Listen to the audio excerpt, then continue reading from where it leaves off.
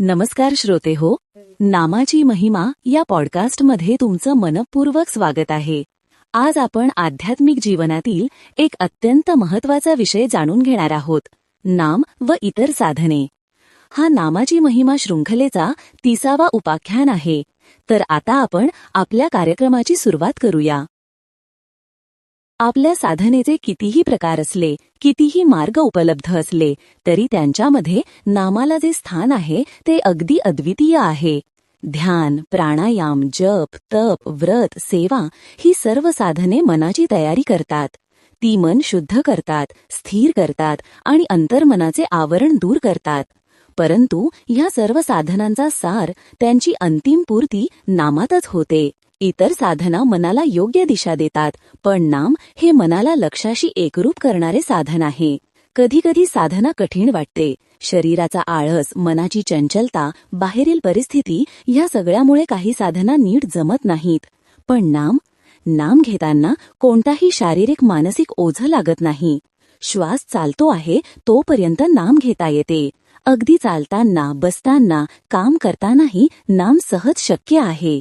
ध्यानासाठी शांती हवी, प्राणायामासाठी शिस्त हवी, पूजा करण्यासाठी वेळ व स्थान हवे, पण नामासाठी मनात इच्छा असली की पुरे.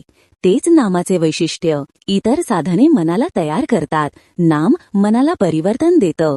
इतर साधने मन स्वच्छ करतात, नाम मनाला परमात्म्यात विलीन करतं. इतर साधने मार्ग दाखवतात, नाम लक्ष्यापर्यंत पोहोचवते. हे सगळं असूनही इतर साधने व्यर्थ नाहीत. त्यांची आवश्यकता आहे, त्याचे आपले एक महत्त्व आहे. कारण ते मन शुद्ध ठेवतात, देह स्वस्थ ठेवतात आणि जीवन योग्य मार्गावर नेतात. पण त्या सर्वांना महत्त्व देताना नामाचा मूळ हेतू लक्षात ठेवावा. साधना कितीही असली तरी तिच्या अंतःकरणात नामाची ज्योत पेटलेली असली पाहिजे. खूप जण विचारतात, मी ध्यान करतो, सेवा करतो, व्रत करतो, मग नामाची गरज काय? संत सांगतात, जेव्हा साधना तुम्हाला भगवंताजवळ नेते तेव्हाच ती खरी साधना, आणि भगवंताचा सहवास देणारे माध्यम म्हणजे नाम. इतर साधने म्हणजे प्रवासाची तयारी, नाम म्हणजे प्रवासाचा अंतिम टप्पा. इतर साधने साधन आहेत, नाम हे साध्य आहे आणि साधनही. म्हणूनच म्हणतात, सर्व साधनांवर नामच शिरोमणी.